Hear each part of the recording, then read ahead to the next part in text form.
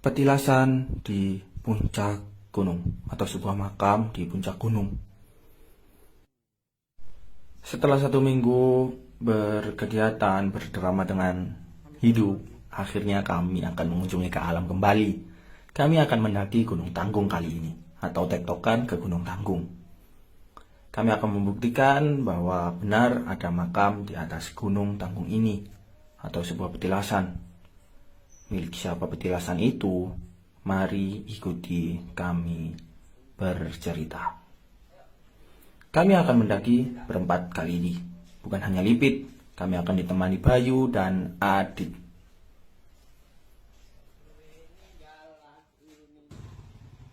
Setelah 1 jam perjalanan, akhirnya kami sampai juga di pos pendakian atau tempat parkir Gunung Tanggung ini. Kami di sini hanya membayar parkir, tidak ada biaya simaksi lain. Hanya parkir. 1 motor 10.000. Jadi kami 2 motor 20.000. Setelah beres parkir, kami memutuskan untuk langsung naik ke Gunung Tanggung atau trekking. Di awal pendakian ini kalian akan melewati kebun-kebun warga, kebun apel dan kebun rumput gajah untuk pakan ternak. Setelah beberapa lama berjalan, akhirnya kami sampai di sini. Nggak tahu ini di mana. Menurut saya ini pos 1 karena tidak ada tanda bahwa menunjukkan ini pos 1. Menurut saya ini pos 1. Karena ya cukup lama kami berjalan dari bawah tadi sampai di sini. Setelah beristirahat cukup lama, akhirnya kami memutuskan untuk terus naik. Karena ngejar waktu juga, takut hujan. Itu saya yang pakai masker. Kalau kalian ingin tahu, kalau enggak ya nggak apa-apa. Lihat, saya yang di depan. Gemoy kan? Ya karena efek bulan puasa kemarin nggak tambah kurus, malah tambah gemuk.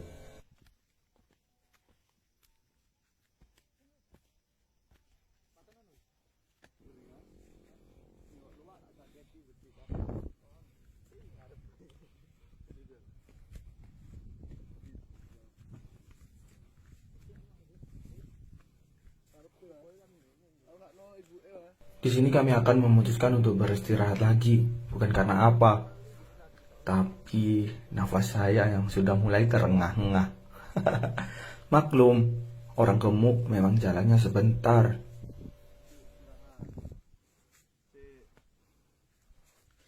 Kan istirahat kon.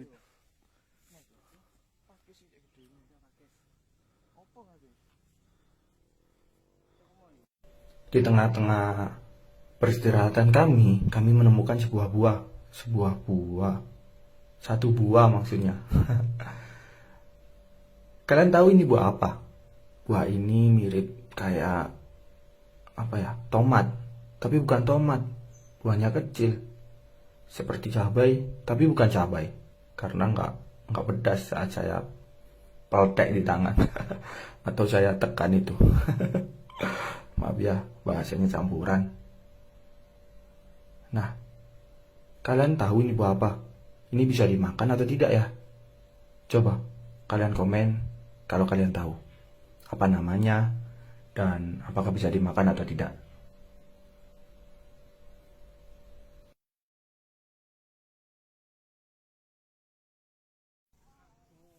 Setelah cukup lama berdebat tentang buah yang tadi bisa dimakan atau tidak, kata Lipit itu bisa dimakan, tapi dia tidak berani mencobanya.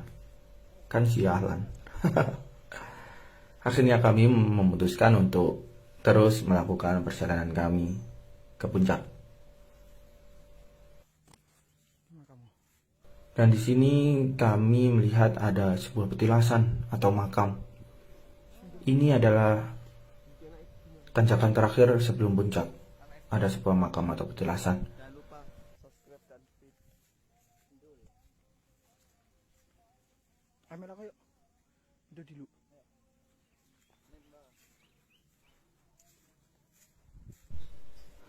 Plakat itu menunjukkan bahwa makam ini milik Mbah Wali Besi atau Mbah Endang Sari.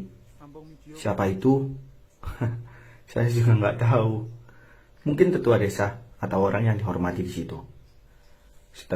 Setelah cukup lama di makam, akhirnya kami memutuskan untuk berjalan terus ke puncak.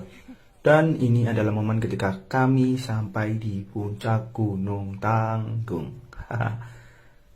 Yap, ini adalah puncak Gunung Tanggung.